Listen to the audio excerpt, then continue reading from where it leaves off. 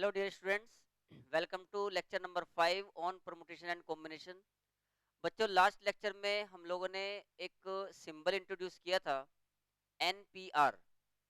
आज हम उसी सिंबल को और अच्छे से समझने की कोशिश करेंगे और कुछ उसकी एप्लीकेशंस क्लास में डिस्कस करेंगे। ठीक है, तो एक बार मैं आप लोगों को रिकॉल कर देता हूँ कि भाई NPR का मीनिंग क्या था। देखो, NPR का मीनिंग है number of arrangements, number of permutations और अरेंजमेंट्स एक ही बात होती है। तो नंबर ऑफ परमुटेशंस और arrangements of n distinct objects of n distinct objects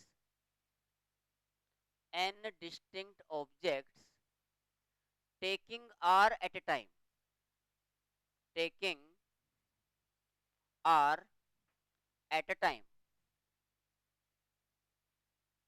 when when repetition is not allowed।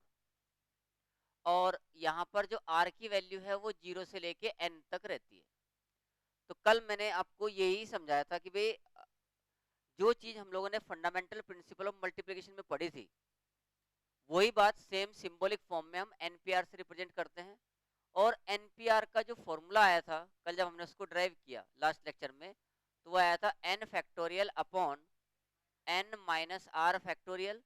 और यहीं पर आप लोग समझ गए थे कि भाई ये एन जो है वो greater than equal to r होता है। एन क्या होता है? एन एक नेचुरल नंबर है और आर जो है वो एक होल नंबर है। ठीक है, तो ये बात हमें ध्यान में हमेशा रखनी चाहिए। दूसरा, यहाँ पर taking r at a time है। अगर मैं आपको बोलूं कि भाई एन फैक्टोरियल का मीनिंग क्या था, एन फैक्टोरियल, तो taking all at a time, मतलब जैसे एन ऑब्जेक्ट है और रिपीटिशन नॉट अलाउड है, तो सारे ऑब्जेक्ट्स को लेकर टोटल कितने अरेंजमेंट किए जा सकते हैं। लाइक जैसे याद करो हमने कुछ क्वेश्चंस किए थे कि भाई 1 2 3 4 5 6 ये 6 डिजिट है, तो इससे 6 डिजिट के टोटल कितने नंबर बनेंगे? तो 6 फैक्टोरियल। या 6 लेटर्स दे रखे हो हमें और उससे पूछा जाए कि 6 लेटर वर्ड्स कितने बनेंगे, तो 6 फैक्टोरियल। कल एग्जाम्पल भी लिया था, मुदित, रमेश, ये सब एग्जाम्पल लिए थे। तो एन फैक्टोरियल जो है वो क्या है? Number of number of arrangements, number of arrangements of n distinct objects, n distinct objects taking all at a time, taking all at a time.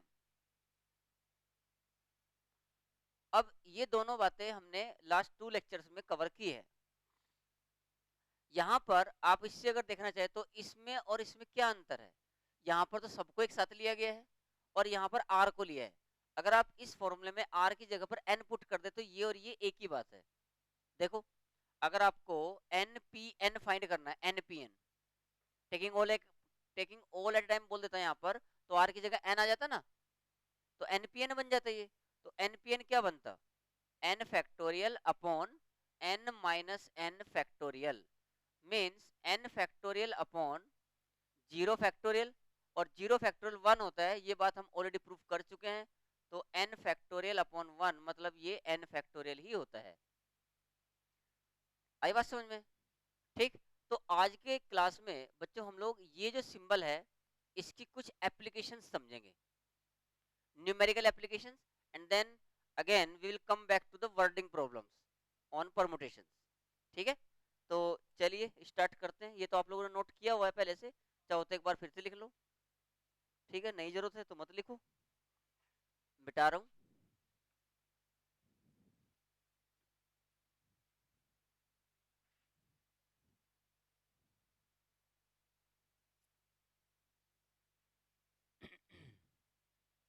Okay, चलो देखो इसके हेडिंग डाल लीजिए, properties of NPR, properties of properties of NPR. Mind में formula हमेशा रहना चाहिए जब प्रॉपर्टीज लिख रहे हैं हम लोग। तो पहले मैं यहाँ पर फॉर्मूला लिख ही देता हूँ। एन पी आर जो है वो क्या है, n factorial upon N minus are factorial.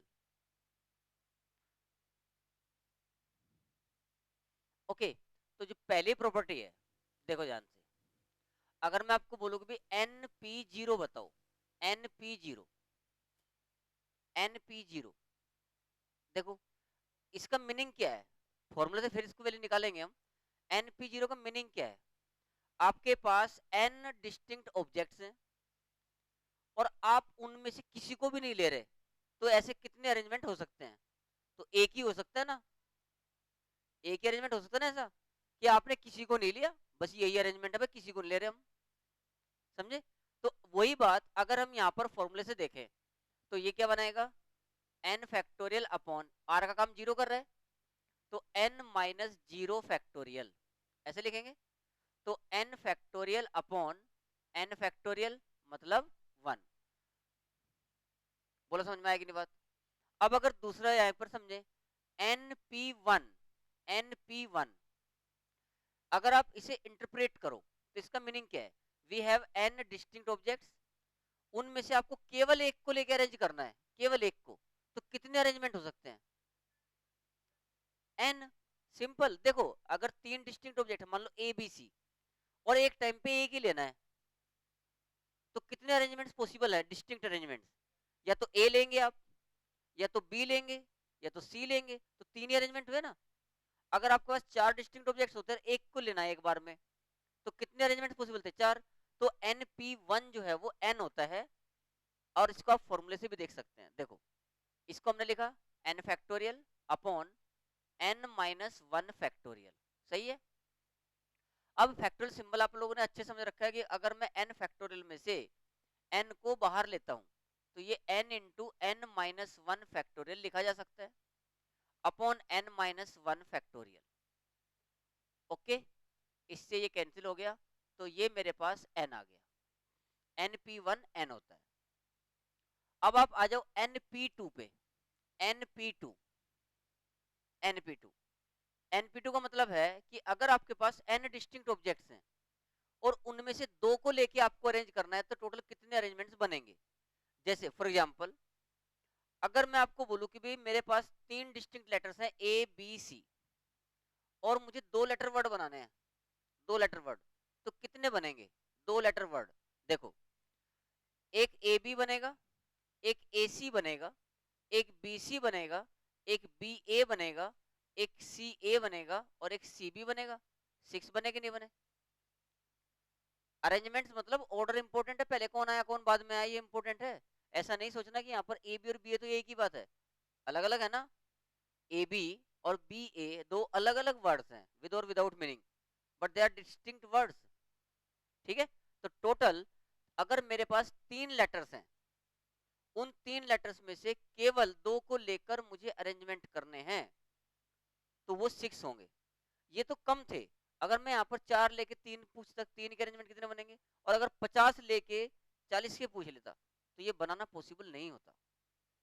तो उसके लिए हमारे पास एक फॉर्मूला प्रॉपर आया जो एनपीआर है, उसका हम यूज कर सकते हैं यहाँ पर, ठीक है। अब देखो आपके सामने एक बहुत बढ़िया रिजल्ट आने वाला है।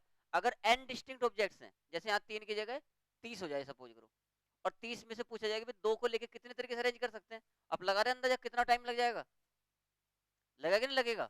लेकिन ये फॉर्मूला आपको सीधा एप्लीकेशन ही यही है इसकी, कि आपको सीधा आंसर पे पहुंचा देगा।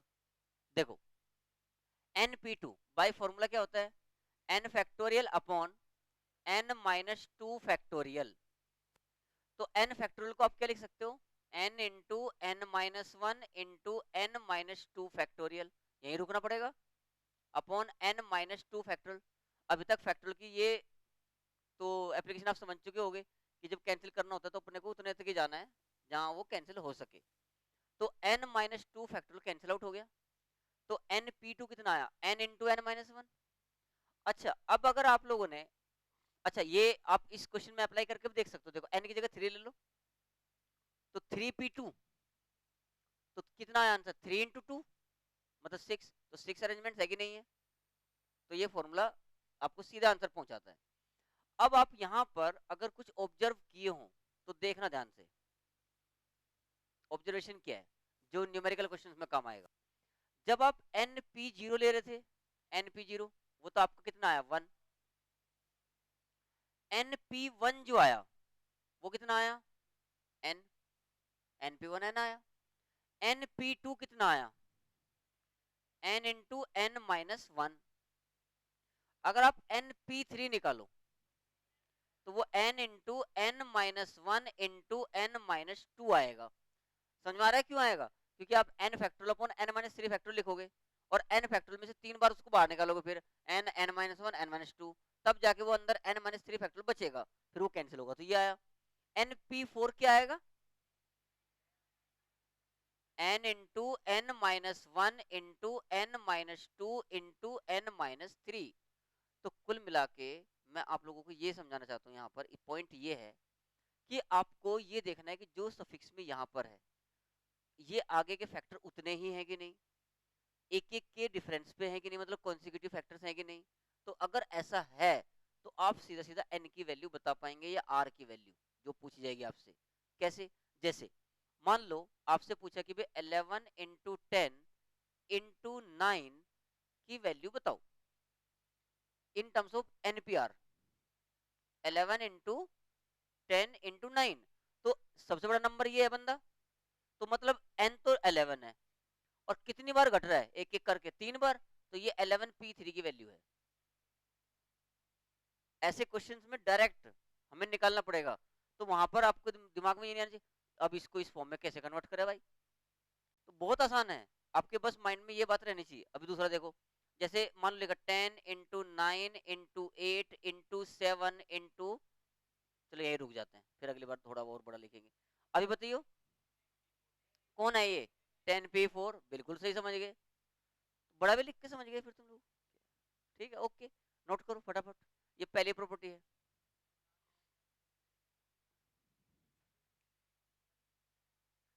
किसी को नहीं भी लेना एक अरेंजमेंट होता है ना, टोटल नंबर ऑफ अरेंजमेंट्स में। हम्म, देखो समझो, अगर मेरे पास 3 लेटर्स हैं तो उसको 3 फैक्टोरियल यानी कि 6 तरीके से अरेंज कर सकते हैं, taking all at a time. ठीक है, लेकिन अगर आपको ये पूछ लेता कि इसके टोटल अरेंजमेंट्स कितने होंगे, टोटल अरेंजमेंट्स, तो उसमें आता taking none at a time, taking 1 at a time, taking 2 at a time, taking 3 at a time, तब सब लेता फिर टोटल अरेंजमेंट्स में। ठीक है, ये है इसका मीनिंग। नोट करो भाई फटाफट, स्पीड से आज चलो।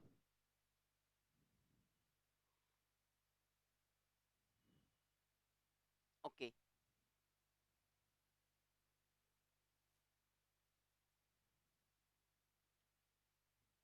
एक और एग्जांपल ले लो यहाँ पर, 15 इंटू 14 इंटू 13 इंटू 12 इंटू 11, ये क्या बनेगा 15p5, बिल्कुल सही बात है 15p5। ठीक है, ओके, ठीक है,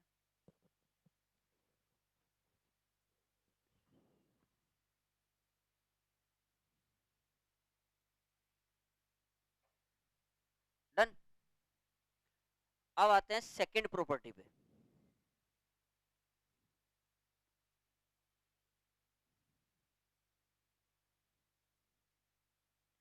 सेकंड प्रॉपर्टी क्या है, इसको भी समझो ध्यान से, बहुत बढ़िया प्रॉपर्टी है। P2 लिख दिया या 2 लिख लो, कोई दिक्कत नहीं, P1 तो नहीं लिखा था हमने। तो प्रॉपर्टी ये है, देखो, NPR is equal to n into n minus 1 PR minus 1। मतलब क्या हुआ, अगर कहीं पर ऐसे लिखा हुआ है NPR और आपको इस अपर सफिक्स की जरूरत है कहीं मल्टीप्लाई करने में, तो आप उसको आगे मल्टीप्लाई में ले सकते हो और उसका आगे जो टर्म लिखनी है वो क्या लिखना है, ऊपर वाले में से भी और नीचे वाले में से भी एक कम करके, n-1 PR-1। ठीक है, अगर मान लो आपको इसको और आगे एक्सटेंड करना है, देखो और आगे इसको बढ़ा सकते हैं। मान लो कि आपको जरूरत जो है वो n-1 की भी है, तो n इंटू n-1 लिख लिया। अब फिर ऊपर नीचे एक एक कम कर दो, तो क्या बन जाएगा n minus two P are minus to. मान लो आपको फिर से जरूरत है इसकी और, तो आप इसको और लिख सकते हो, n into N minus one into N minus two into क्या बचेगा, n minus three P are minus three. तो ये डिपेंड करेगा क्वेश्चन पे कि आपको कैलकुलेशन कहां तक करनी है। तो पहले हम ये समझते हैं कि ये आया कैसे, कैसे ये इक्वल होते हैं, और उसके बाद इसकी एप्लीकेशन देखते हैं। ओके, देखो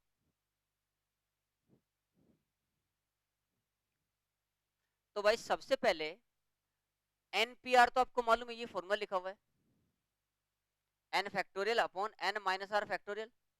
अब आप इसको देखो, आपने ये ले लिया, consider n into N minus one P are minus one. ये एन तो एज इट इज इंटू, इसमें आप ये फॉर्मूला लगाओ एनपीआर वाला, लगो क्या बनेगा देखियो, n minus one factorial upon N minus one minus are minus one factorial. बोलो ये स्टेप समझ में आया कि नहीं आया। जो न्यूमरेटर है उसमें ऐसा लिखा हुआ है n into N minus one factorial, और डिनोमिनेटर में लिखा हुआ है n माइनस आर फैक्टोरियल। क्योंकि आप देखो ये माइनस वन और ये प्लस वन कैंसिल हो जाएगा, भाई माइनस के मल्टीप्लाई करोगे ना अंदर तो one one cancel. n into N minus one factorial को बेटा आप लिख सकते हो n factorial upon n minus are factorial, और यही क्या होता है एनपीआर। प्रूफ हो गया।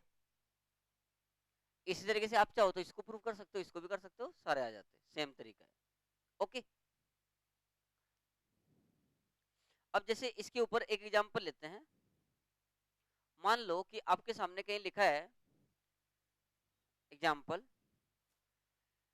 12 इंटू 11p6 ऐसा लिखा है, तो आप इसे क्या लिख सकते हो,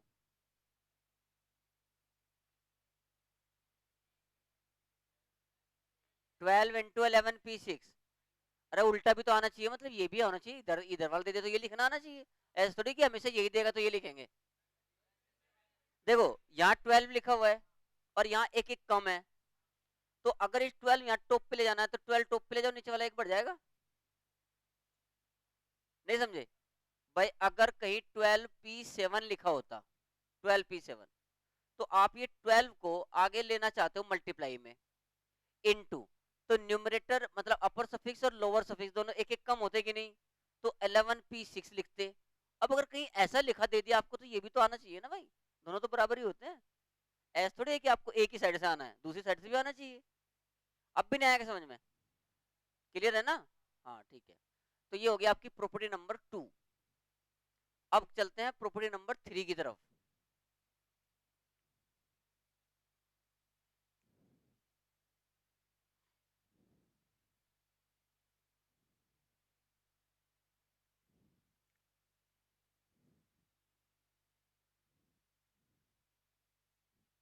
हाँ लिख, लिख भाई।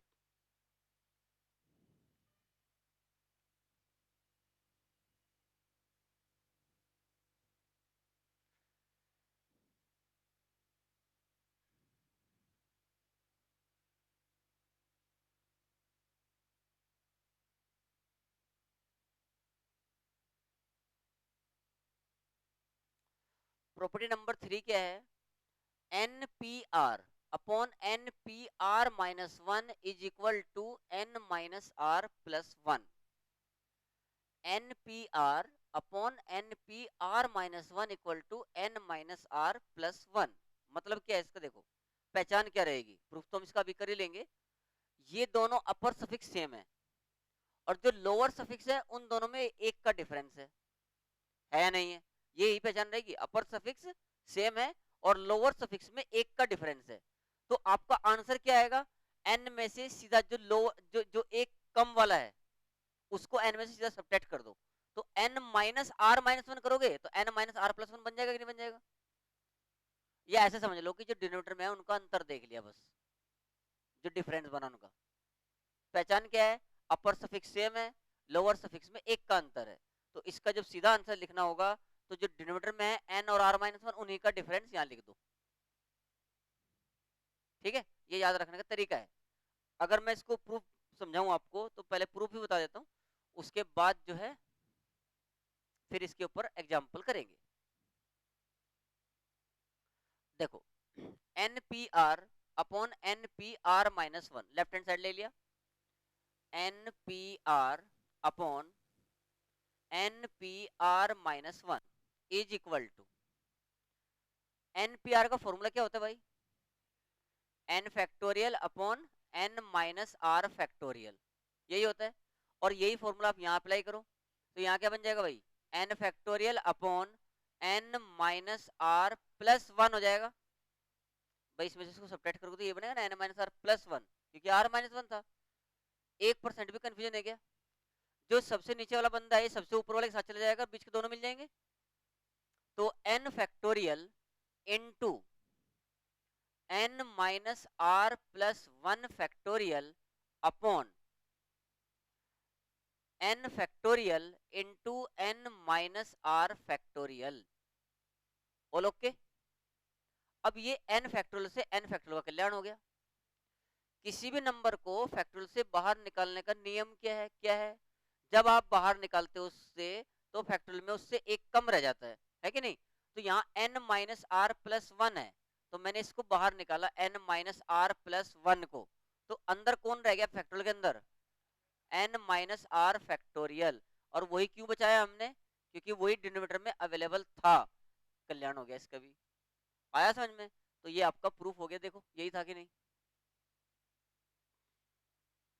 तो n P r upon n P are minus one जो है वो n minus are plus one होता है।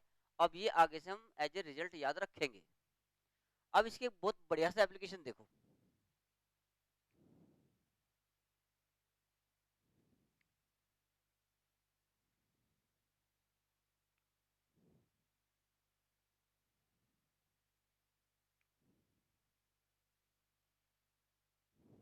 हो गया इजी था ये, तो तुम लोग अपने आप भी कर सकते हैं, ऐसा कुछ है नहीं बारे भरकम काम इसमें। बस ये जो इसका प्रूफ है, वो रिजल्ट है, वो याद रखना है। जैसे इसका एक एग्जांपल लेते हैं, इफ, लिखे example, if 56 P R plus 6, 56 P R plus 6 upon 54 P R plus 3, 54 P R plus 3 is equal to 30800, 30800। Then find R, ये तो समझ में आ गया होगा कि क्या करना है, फाइंड आर, आर ही अननोन वही बताना है। अब देखो ध्यान से, यहाँ पर हम लोग जो प्रॉपर्टी नंबर 2 है और 3 है वो दोनों भी अप्लाई करने की कोशिश करेंगे। पहले तो 2 के हिसाब से इसको सेट करते हैं, क्योंकि 3 तो यहाँ डायरेक्ट लग नहीं रही, क्योंकि 3 में क्या है, यहाँ पर जो अपर सफिक्स होता है वो सेम होता है और लोअर सफिक्स में एक का अंतर होता है। लेकिन यहाँ दोनों ही काम नहीं हो रहे, ना तो अपर सफिक्स सेम है और ना ही लोअर सफिक्स में एक का डिफरेंस है। जबकि प्रॉपर्टी लगाने के लिए तो दोनों ही काम होने चाहिए, एक से काम नहीं चलेगा। अब देखो, तो अभी जो दूसरी प्रॉपर्टी थी आपने थोड़ी देर पहले जो P2 पढ़ा था, वो क्या था कि अगर NPR लिखा है तो आप n आगे लेके n minus one P are minus one ऐसे लिख सकते हो, और इसको और आगे एक्सटेंड कर सकते हो, n माइनस वन को भी आगे ले सकते हो और फिर वो n minus two P are minus to बन जाएगा। ऐसा था कि नहीं, एंड सो ऑन। तो ये प्रॉपर्टी आप यहां पर देखो, देखो ध्यान से, आपने इस n को, यानी कि n का काम यहाँ 56 कर रहा है, आपने 56 को आगे लिया तो इसमें से भी एक कम हो जाएगा, इसमें से भी एक कम, तो क्या बना, 55 पी आर प्लस 5 बना कि नहीं बना। अब आपने 55 को भी आगे ले लिया तो क्या बना, 54 पी आर प्लस 4। फिर आपने बस इसको ही रखो और कुछ को आगे मत लो, ऐसे ही ठीक है। तो क्या बन गया देखो यहाँ, 54 पी आर प्लस 4, समझे कि नहीं समझे। और नीचे क्या है, 54 पी आर प्लस 3। ये स्टेप समझ में आया कि दोबारा बताऊं, दोबारा बताते हैं, नहीं नहीं दोबारा बताते हैं, कोई प्रॉब्लम नहीं है। देखो हो सकता है कुछ बच्चों को ये बात नहीं आई हो समझ में, तो संभव है, नो प्रॉब्लम। एक बार में एक ही स्टेप करते हैं। मैंने यहाँ से 56 सामने लिख दिया। तो रूल क्या है कि जब भी आप n को सामने लेके आओगे तो न्यूमरेटर, ये सॉरी न्यूमरेटर नहीं, अपर सफिक्स और लोअर सफिक्स दोनों में से एक एक कम हो जाएगा p के साथ में। तो इसमें से एक कम कितना हुआ 55, और लोअर सफिक्स में से एक कम कितना हुआ, ठीक। और डिनोमिनेटर जो है वो as it is 54 P R plus 3, अभी भी नहीं समझे क्या, और equal to 30800 as it is. अब फिर से लगाओ, तो 56 इंटू, अब मैं ये बोल रहा हूँ इसका 55 आगे ले लो। जब आप 55 आगे लोगे मल्टीप्लाई में, तो फिर अपर सफिक्स में एक कम और लोअर सफिक्स में एक कम होगा कि नहीं होगा। तो क्या बना अभी देखियो, 54 P R plus 4 upon 54 P R plus 3 is equal to 30800। अब ध्यान से देखो, इस पे ध्यान दो और इस प्रॉपर्टी को देखो जो इस टॉप पे लिखी है, एन दोनों जगह मैच कर गया कि नहीं कर गया। और जो लोअर सफिक्स में न्यूमरेटर में है और जो लोअर सफिक्स में डिनोमिनेटर में है, उन दोनों का डिफरेंस 1 है कि नहीं है। मतलब ये प्रॉपर्टी पूर्ण रूप से लगने के लिए तैयार। तो कैसे लगाएंगे, जो नीचे है एन माइनस, ये नीचे वाला घटा देते हैं इसमें से, तो कितना आ गया देखियो, 56 इंटू 55 इंटू कितने आएगी इसकी वैल्यू 54 माइनस आर प्लस 3। देखियो ऐसे ही होगा नहीं, 50 सॉरी 56 इंटू 55, बिल्कुल 56 इंटू 55 इंटू 54 में से इसको सब्ट्रैक्ट कर दिया, आगे समझ में, इज इक्वल टू 30800। नहीं, जो नीचे रहता है देखो, एन में से आर माइनस 1 को सब्ट्रैक्ट करने के बाद ही एन माइनस आर प्लस 1 आया ना। तो मैंने ये बोला इसमें से इसको सब्ट्रैक्ट कर दो, इसमें से इसको सब्ट्रैक्ट कर दो, वही किया है। अब देखो कट रहे होंगे, 11 से कट रहा है ये 5 बार, 11 दूनी 22, 11 88, 88 से हो रहा है। अच्छा इससे पूरा ही कट गया, ये 10 बार कट गया, चलो बहुत बढ़िया, 10 टाइम्स पूरा ही कैंसिल हो गया, वेरी गुड। अब ये कितना बच रहा है देखियो, यहाँ पर आपके पास बच रहा है 51 minus R is equal to 10, so R equal to देखियो 41 आ रहा है क्या, आर इक्वल टू 41, यही आंसर है। ठीक है, इजी था।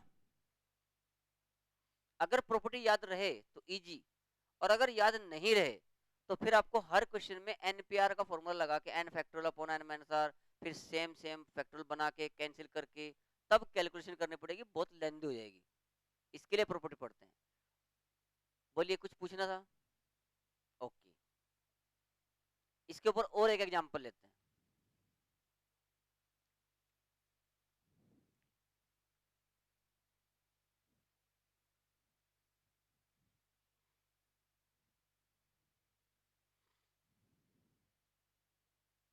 एग्जांपल है,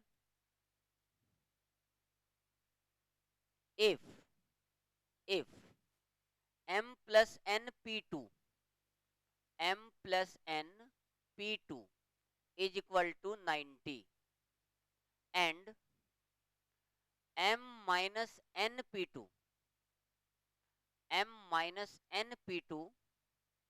is equal to 30, then find the values of m and n. Find m and n, ये नेक्स्ट क्वेश्चन है। तो ये मिटा दूं, ये तो हो गया होगा, ओके।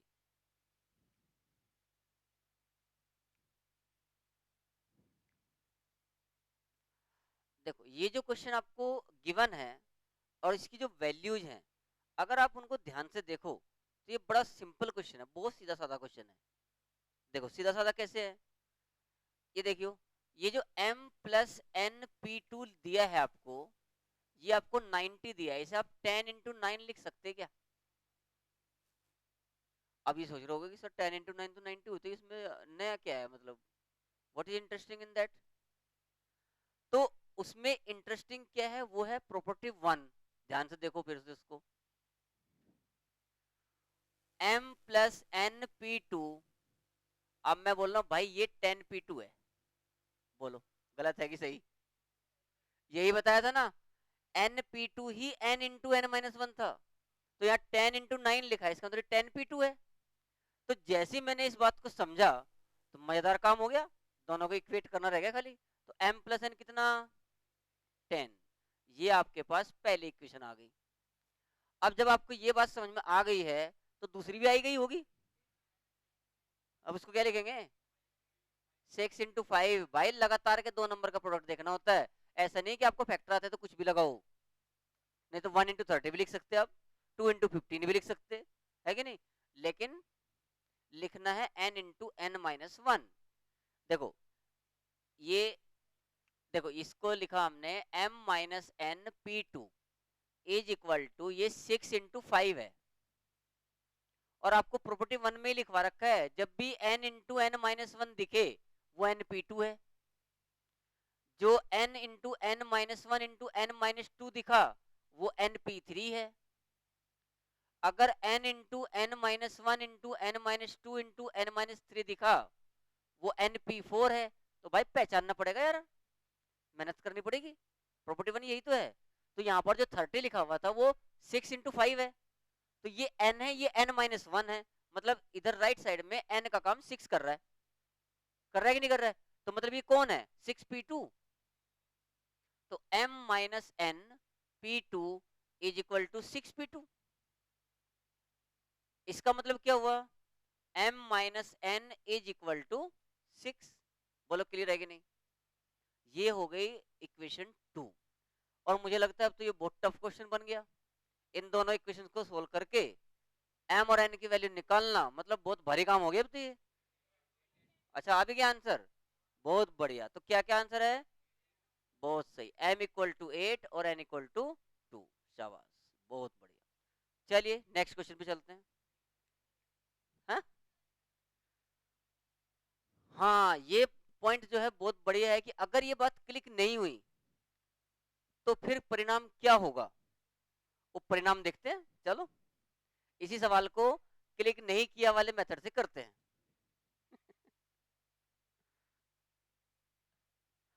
क्लिक किया मेथड तो ये हो गया, और क्लिक नहीं किया मेथड भी तो देखना पड़ेगा ना अभी कौन सा है, उसमें क्या प्रॉब्लम आएगी वो एक बार चेक करते हैं। मिटा दूं,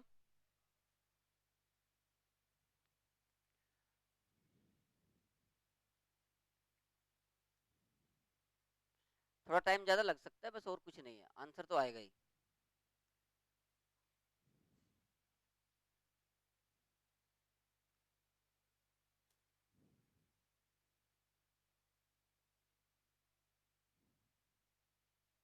देखिए अब फॉर्मूला याद नहीं आया भाई, बस केवल एक बात याद है कि N P R N factorial upon N minus are factorial होता है, ठीक।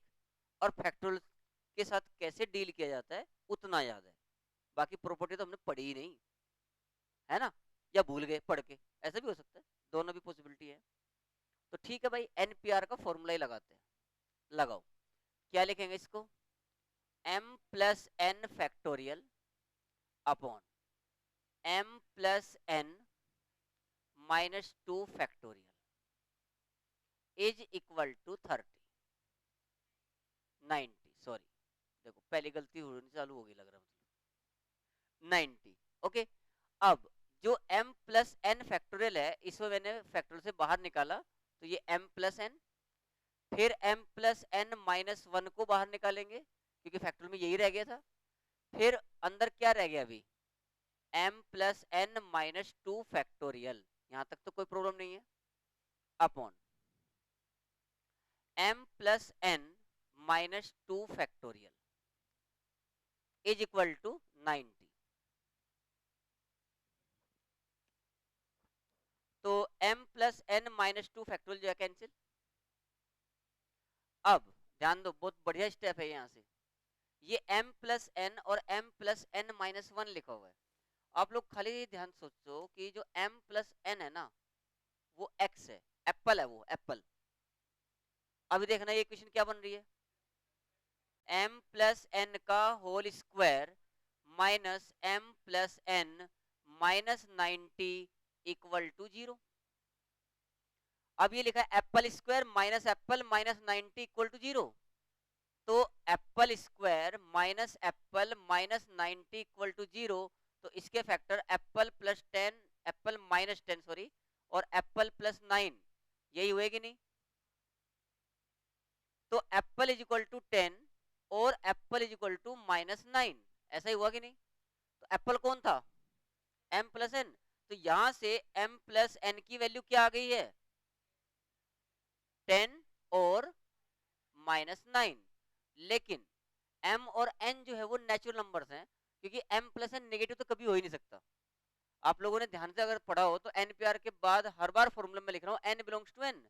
तो जो अपर सफिक्स पे बंदा है वो तो नेचुरल नंबर ही रहता है हमेशा। तो m प्लस एन माइनस 9 तो हो ही नहीं सकता, इसलिए this value will be rejected. So m plus N equal to 10, ये आपके पास पहली इक्वेशन आ गई।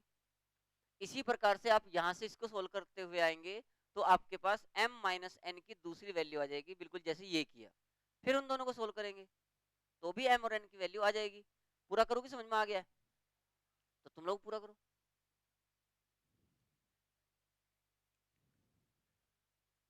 हम्म।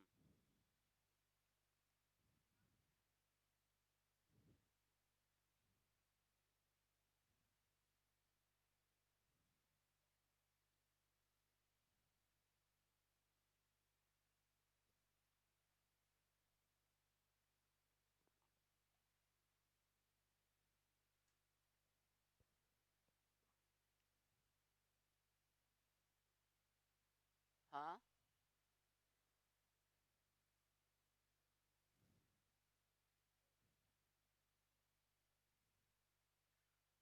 जो तुम लोगों को अच्छी लगे वही है जी। ये अच्छी है, हाँ ठीक है। दिमाग पे जोर न डालना पड़े, टाइम इसमें कम लगेगा कि ज्यादा लगेगा, ज्यादा लगेगा। अब वो मर्जी है तुम लोगों की कि भाई अच्छी कौन सी है, पर इसमें टाइम पहले वाले से ज्यादा लगेगा। क्योंकि देखो, जितने टाइम में आप केवल m प्लस एन फाइंड किए ना इसमें, उतने टाइम में तो m प्लस एन और m माइनस एन दोनों आके m और n की वैल्यू भी आ चुकी थी, अगर पहचान लिए होंगे तो। चलिए एक और एग्जांपल लेके देखते कितना पहचाने।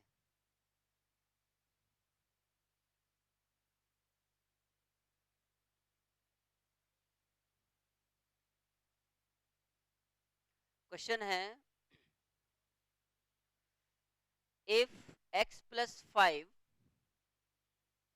if x plus 5 p x plus 1, x plus 5 p x plus 1 is equal to 11 x minus 1 upon 2 into 11 x minus 1 upon 2 into x plus 3 P X, x plus 3 P X, then find x, find x, x की value find करो, ये सवाल है। ठीक है, x plus 5 P x plus 1 is equal to 11 into X minus 1 by 2 into X plus 3 P X, then find x। Okay, तो चलो समझो भाई। हाँ ट्राई तो कर लो, कोई दिक्कत नहीं है।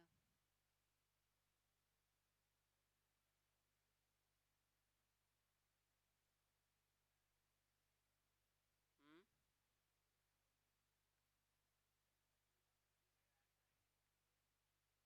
करो ना भाई, जो कुछ करना है करो, अपने अपने हिसाब से करो कैलकुलेशन। अगर कोई प्रॉब्लम आती है तो फिर देखेंगे, एक बार ट्राई तो कर ही लो।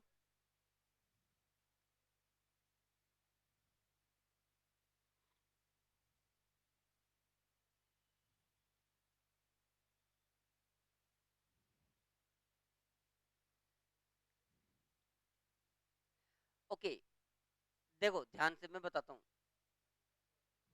तुम लोग घर पे ट्राई करना फिर आराम से। देखो आपको ये प्रॉपर्टी बताई मैंने, एक सेकंड प्रॉपर्टी शायद, नहीं सेकंड ये थी, N P R N into N minus one P are minus one लिखा जा सकता है। फिर n इंटू अगर n माइनस वन लिख लिया तो इसको n minus two P are minus two लिख सकते हैं, है कि नहीं प्रॉपर्टी। तो देखो ये x प्लस फाइव है, ये x प्लस वन है। पहले मैंने क्या किया, x प्लस फाइव को आगे लिया,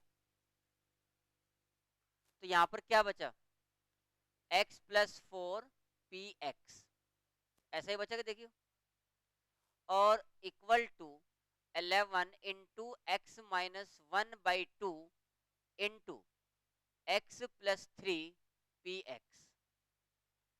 अभी अगर मैं इन दोनों को साथ में लेके भी जाऊं तो मैंने देखा सिर्फ लोअर सफिक्स सेम है, जबकि प्रॉपर्टी जो है वो ये है कि एन पी आर यहाँ हो और यहाँ N P are minus one हो, यानी कि अपर सफिक्स सेम होना चाहिए और लोअर सफिक्स में एक का अंतर होना चाहिए। यहाँ पर अपर सफिक्स सेम बना नहीं है और लोअर सफिक्स सेम हो गए हैं। ठीक, मतलब ना तो अपर सफिक्स सेम है और ना ही लोअर सफिक्स में एक का अंतर है। अगर ऐसा हम करने में कामयाब हुए तो हम इसको n minus are minus one यानी कि सीधा सीधा n minus are plus one लिख सकते हैं। ओके, अब देखो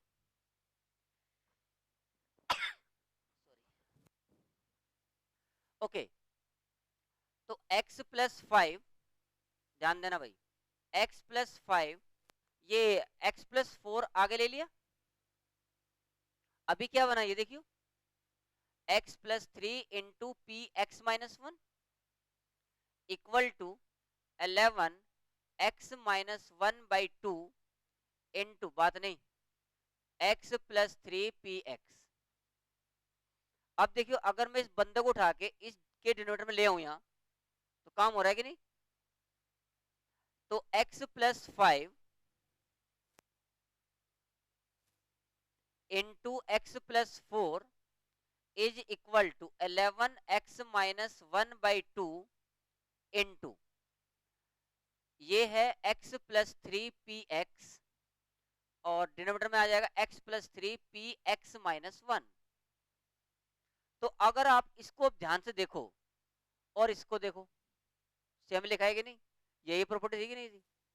तो x plus five into X plus four is equal to 11 X minus one by two into, ये क्या बन जाएगा, इसमें से इसको सब्ट्रैक्ट कर दो, तो x plus three minus x plus one मतलब फोर, तो टू से ये टू टाइम्स कैंसिल हो गया।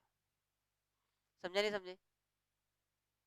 तो X square plus twenty X plus, sorry nine X, X square plus nine X plus twenty is equal to 11 into two 22, तो 22x minus 22, तो X square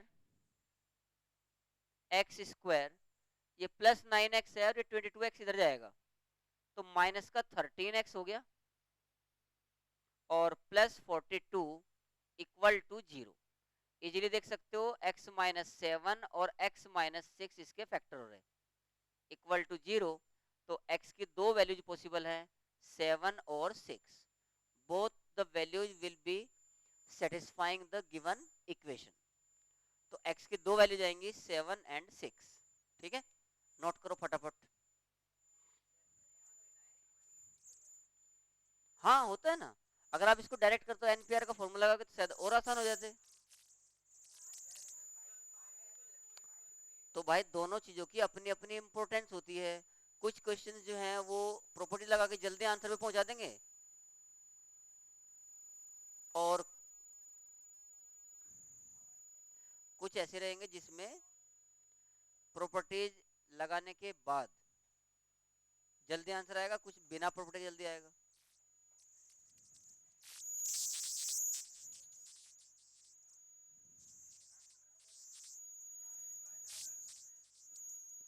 hello,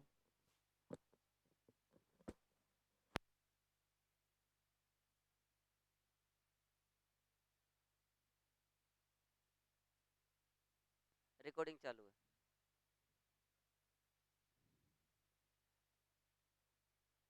एक minute एक minute एक minute, हाँ क्या है? डायरेक्ट लगाने से। अभी इसको नोट करो, और जहां अटक रही कैलकुलेशन में वहां से आगे मैं मुझे दिखाना नोटबुक में बता दो। अभी ये नोट कर लो और फिर फटाफट एक सवाल और लिखो।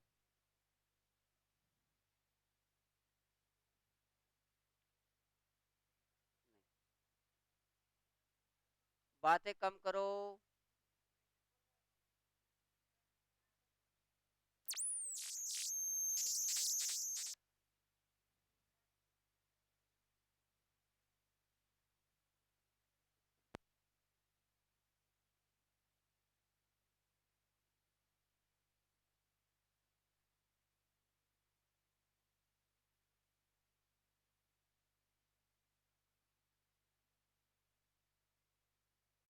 ओके, तो एक और क्वेश्चन लेते हैं बच्चे इसके ऊपर।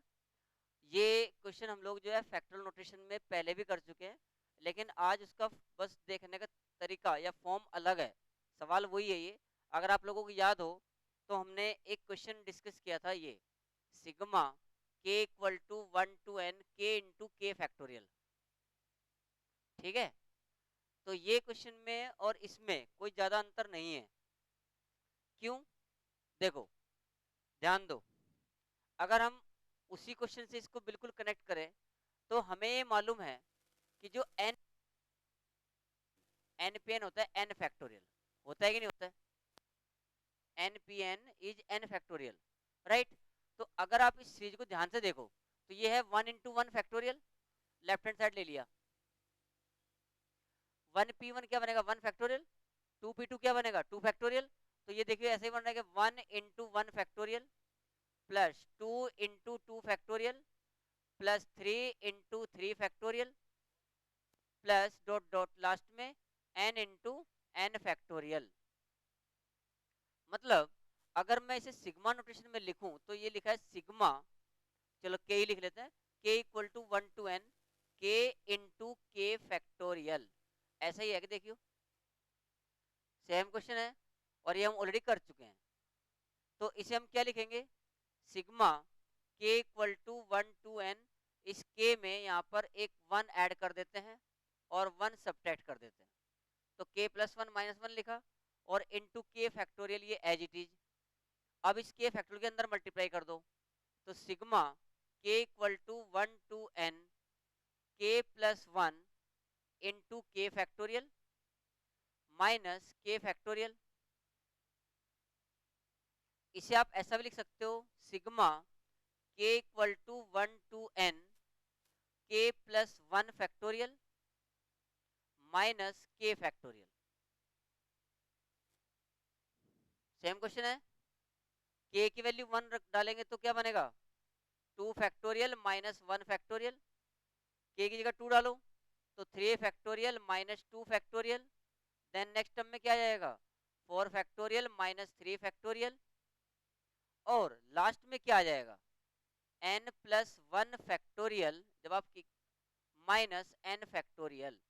तो क्या होगा भाई?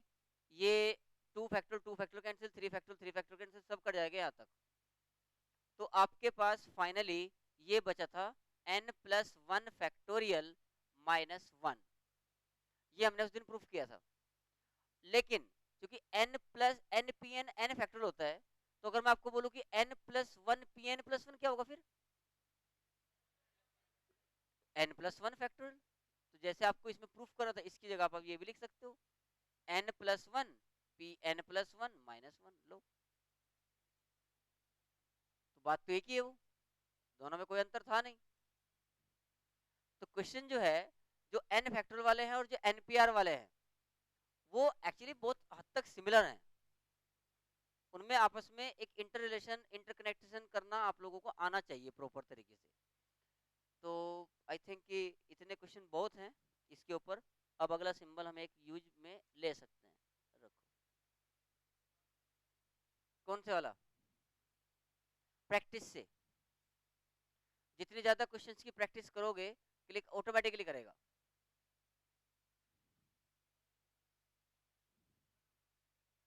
आप लोगों को परमुटेशन एंड कॉम्बिनेशन के ऊपर जो है टोटल 10 डीपीपीज मिलेंगी, कल डिस्ट्रीब्यूट हो जाएंगी। उनमें से पर डे हम लोग एक डीपीपी डिस्कस करेंगे क्लास में। हर एक डीपीपी में ऑन एवरेज 20 क्वेश्चंस होंगे, ठीक है। ये चैप्टर बहुत अच्छे से प्रिपेयर करना है। और नेक्स्ट वीक में आई थिंक कि कुछ चीज़ें बाइनोमियल से रिलेटेड इसमें आने लगेंगी। तो आज हम लोग जो है, अभी हमारे पास टाइम है, तो एनसीआर जो सिंबल है उसको इंट्रोड्यूस करते हैं, क्योंकि बाइनोमियल में तो पूरा ही एनसीआर चलता है, ठीक है। तो एनसीआर का फॉर्मूला तो आप लोगों को सबको ही मालूम है, लेकिन वो फॉर्मूला अभी फिर से आ जाएगा आपके सामने, और उसका एक्चुअली यहाँ पर क्या इंटरप्रिटेशन होता है वो आपको सीखना है।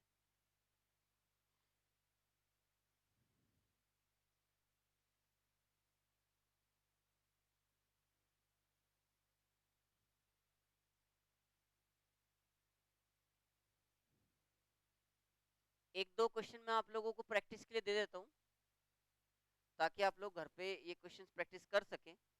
जैसे एक क्वेश्चन है, इफ 11 पीआर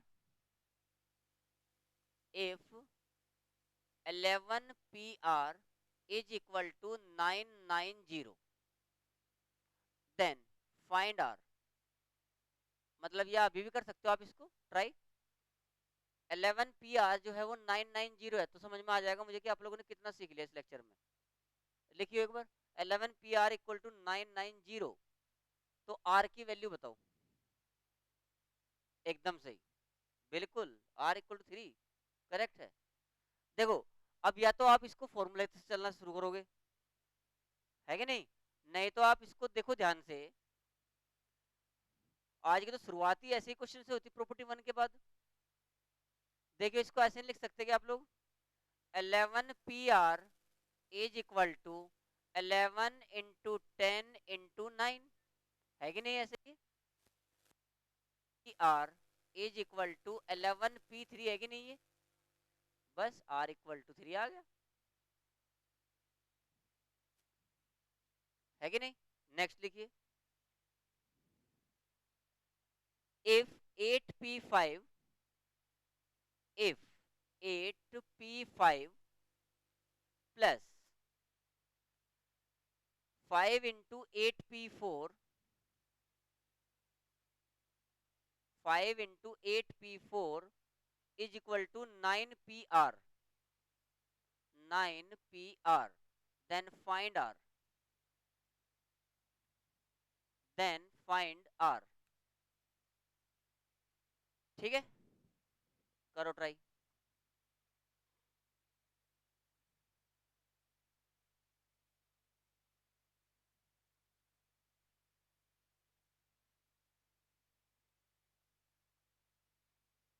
क्या करेंगे इसमें, डायरेक्ट फॉर्मूला लगाएंगे क्या।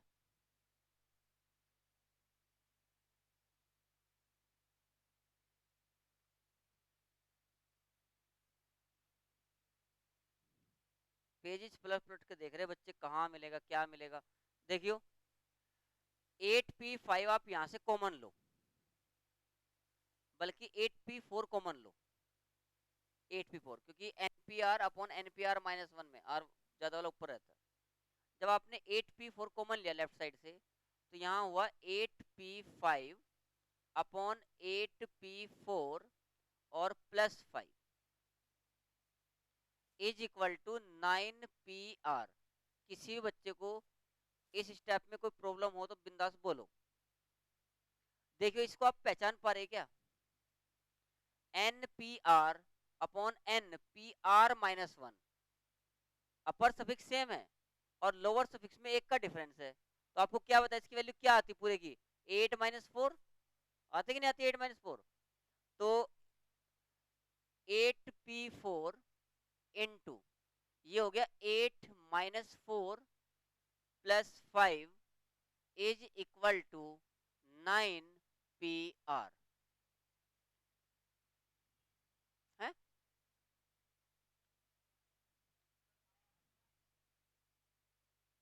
8p4 कॉमन लिया, तो 8p5 अपॉन 8p4 लिखा ना यार। भाई वाह, गजब बच्चे यार। 8p5 में 8p4 से ऊपर नीचे मल्टीप्लाई कर लो, फिर कॉमन ले लो, आगे होगा समझ में अब तो। 8p5 में 8p4 से मल्टीप्लाई एंड डिवाइड करने के उपरांत आप कॉमन ले सकते हो, तब इजीली कॉमन दिखेगा। अच्छा ये कितना हो गया भाई, 5 और 4 9, 9 हो गया। तो 9 into 8p4 is equal to 9pr। अब ये जो 9 इंटू 8p4 है, इसे आप 9p5 लिख सकते हो क्या?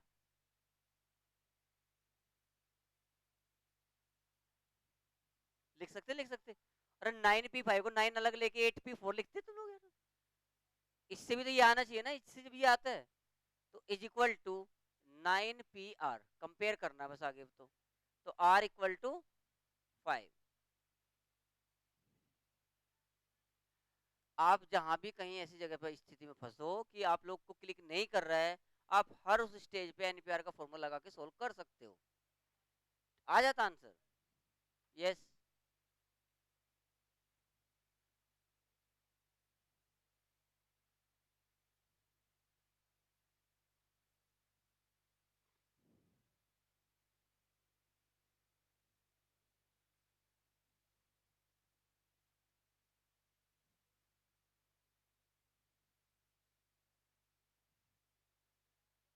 ये n है, सेम। ये r है, ये r-1 है। n माइनस r-1, 8-4, वही लिखा है ना।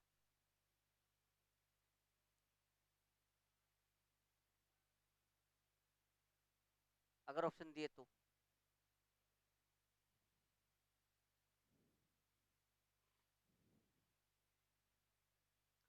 पेपर में।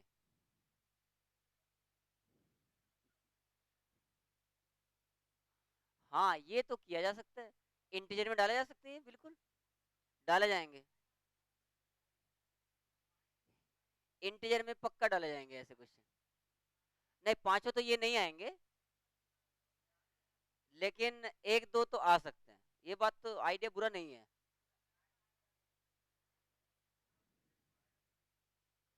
कौन देगा? सोल्व करके सबको रितेश ही देगा पेपर में। रितेश अपने ही नहीं करता सोल्व, बाकी के लिए क्यों करेगा? ओके नेक्स्ट लिखिए, चलो एक सवाल लिखो। 20pr+1 upon 20pr+1 upon 20pr+2, 20pr+2 is equal to 11/52, 11/52।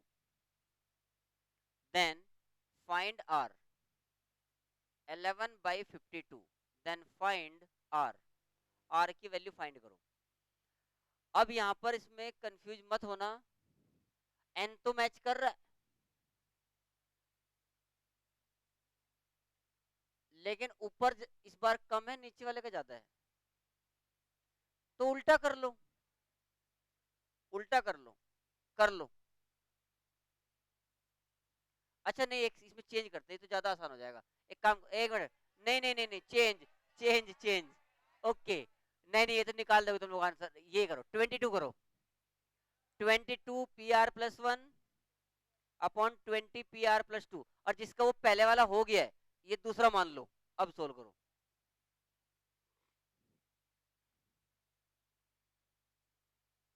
अब देखो ना तो ये मैच कर रहा है और ना ये कर रहा है, अब आप लोग कर लो, ठीक है।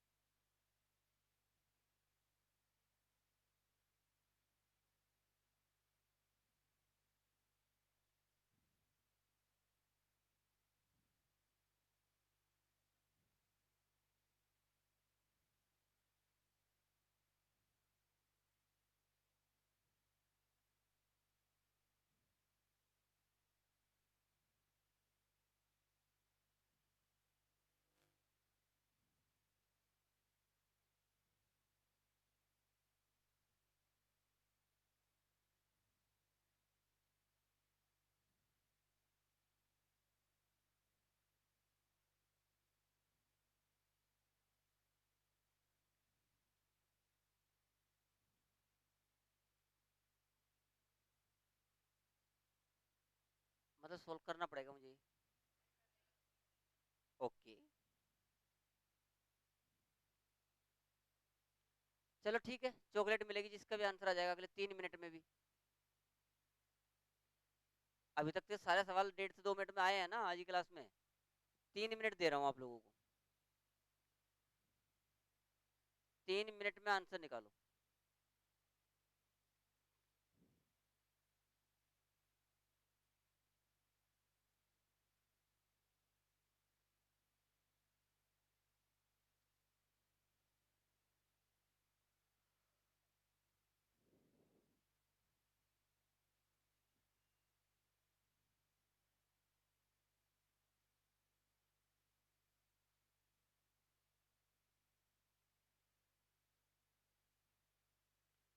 हाँ फ्रैक्शन में बता सकते हैं लेकिन आंसर नहीं है फ्रैक्शन।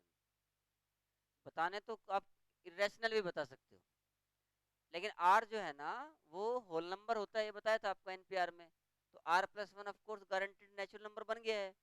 अब आपको फिर भी फ्रैक्शन आ रहा हो या इरेशनल आ रहा हो तो क्या करना है। यस देख,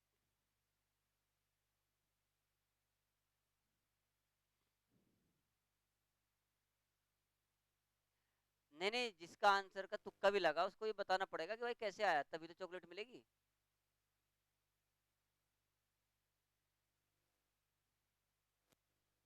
मुझे लगता है कि बता देना चाहिए मुझे। ओके, क्वाड्रेटिक का बन रही हो, क्यूबिक बन रही होगी। ओके क्वाड्रेटिक है तो बहुत अच्छी बात है।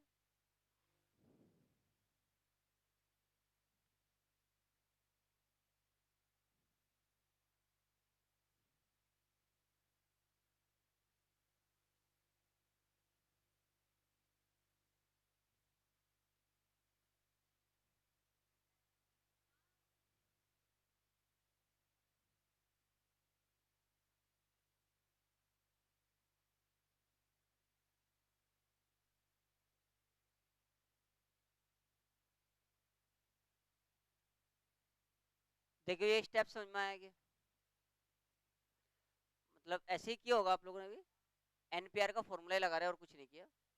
तो ये जो 22 फैक्टोरियल है इसको लिखा 22 × 21 × 20 अपॉन 21 - R बाहर निकाला, फिर 20 - R निकाला, फिर 19 - R निकाला। अब 18 - R बचा फैक्टोरियल के अंदर, इनटू, अभी तो बोल रहे थे कि क्यूबिक नहीं बनने क्वाड्रेटिक बन रही है आगे cubic. 18 - R factorial upon 20 factorial is equal to 11/52। 18 - R factorial cancel हो गया और 20 फैक्टोरियल भी कैंसिल हो गया, और 11 से ये 2 बार कैंसिल हो गया। तो कुल मिला के 21 - R, 20 - R, 19 - R is equal to 52 into 21 × 2।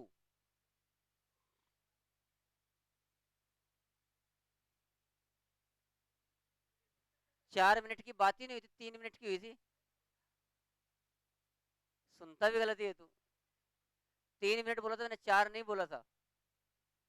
ठीक है मैं अभी रुका हूँ, कर आगे। अभी रुक गया मैं, अभी कर।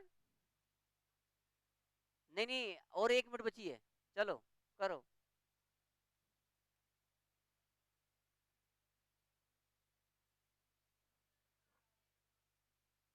हाँ हाँ ये बनी है क्यूबिक, तो इसको सोल्व करने को तो 1 दिन लगेगा। यस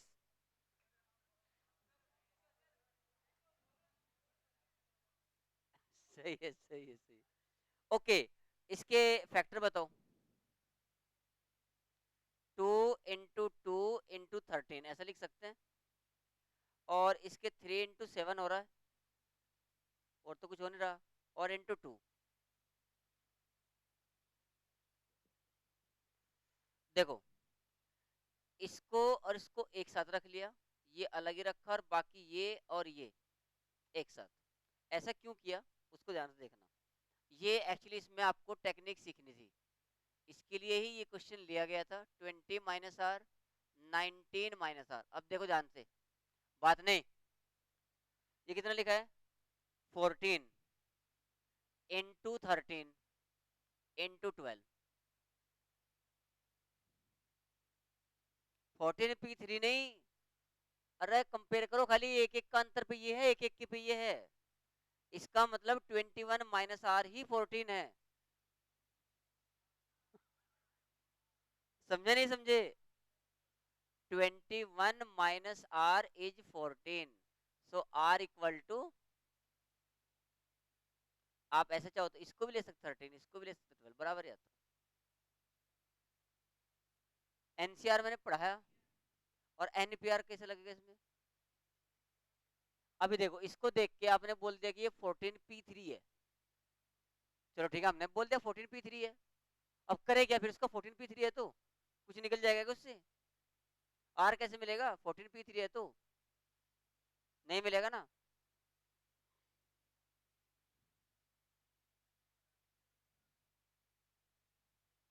और एक लिखो,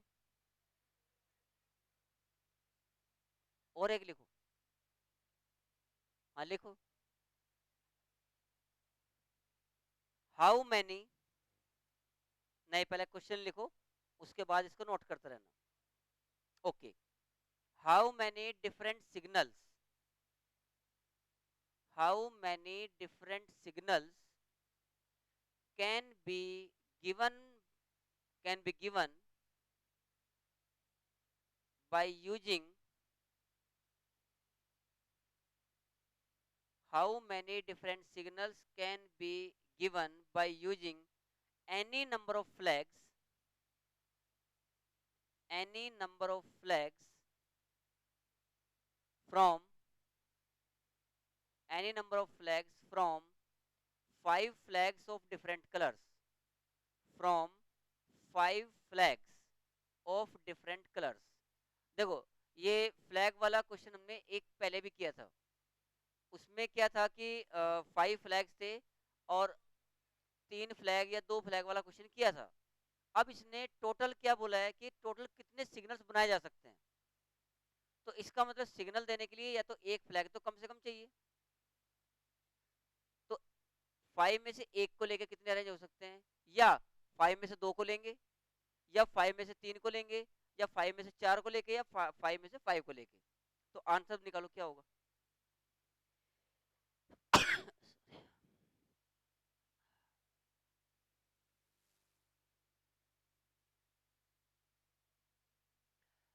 रिपीटिशन नॉट अलाउड।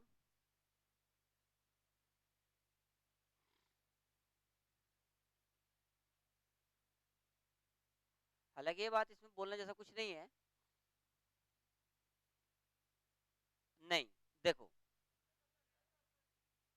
120 तो गलत आंसर है। एनी नंबर ऑफ बोला है ना, तो मतलब सिग्नल बनाना है तो एक फ्लैग को लेके कितने सिग्नल बनेंगे उस एक फ्लैग को लेके तो ये 5 ही बनेंगे ना।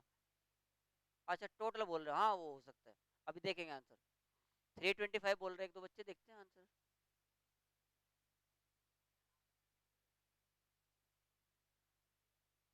हाँ लेकिन इसमें डिफरेंट वर्ड के different signals can be made,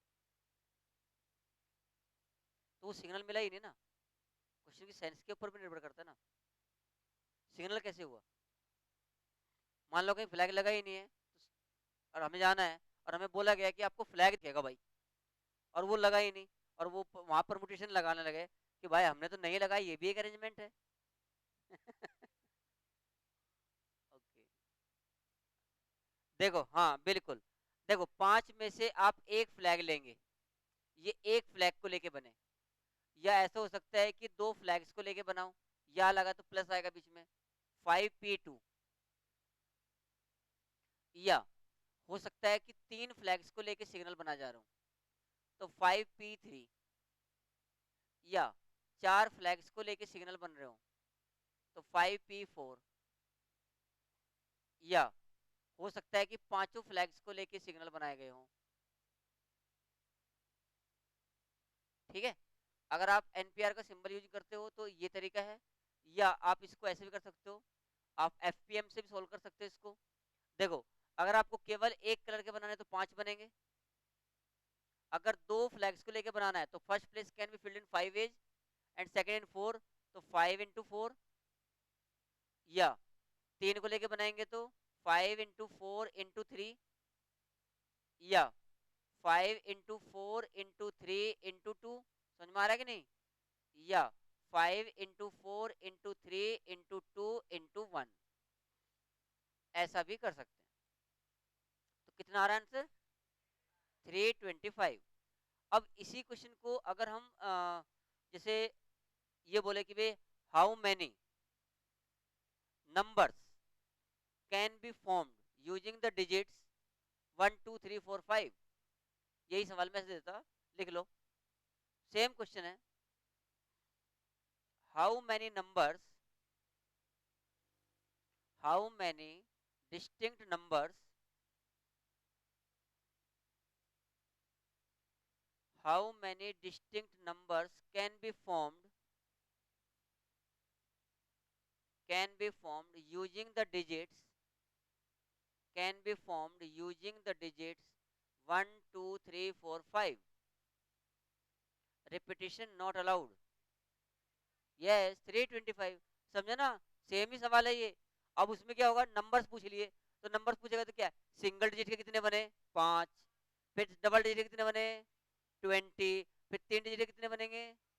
हाँ, अगर क्वेश्चन में स्पेसिफिक करता है कि तीन डिजिट के कितने बनेंगे तो फिर तुम तीन डिजिट के ही बनाएंगे, अगर बोलते हैं चार डिजिट के कितने बनेंगे तो फिर चार डिजिट के ही बनाएंगे। लेकिन अगर क्वेश्चन में ये बोल रहा है कि भाई कितने बनेंगे, डिजिट तो बताया ही नहीं, कितने बनेंगे बस ये पूछ रहा है, तो डिजिट हम अपने हिसाब से लगाएंगे। फिर भाई सिंगल डिजिट वाला बन सकता है, डबल डिजिट वाला बन सकता है, तीन डिजिट वाला बन सकता है, चार डिजिट वाला बन सकता है, और पांच डिजिट वाला भी बन सकता है। क्लियर हो गया आगे से? हाँ हाँ, रिपीटेशन में तो बहुत सारे बन सकते हैं, ठीक है, रिपीटेशन में तो इनफाइनाइट बन जाते हैं। तो उम्मीद है कि आपको आज का लेक्चर अच्छे से समझ में आ गया होगा बच्चों। तो कल की क्लास में हम लोग जो है एक और नया सिंबल इंट्रोड्यूस करेंगे, कल हम लोग सिलेक्शन सीखेंगे। अभी तक हमने अरेंजमेंट सीखा, यानी कि एनसीआर और कॉम्बिनेशन, वो हम नेक्स्ट लेक्चर में सीखेंगे। Till then be happy and keep learning. Thank you.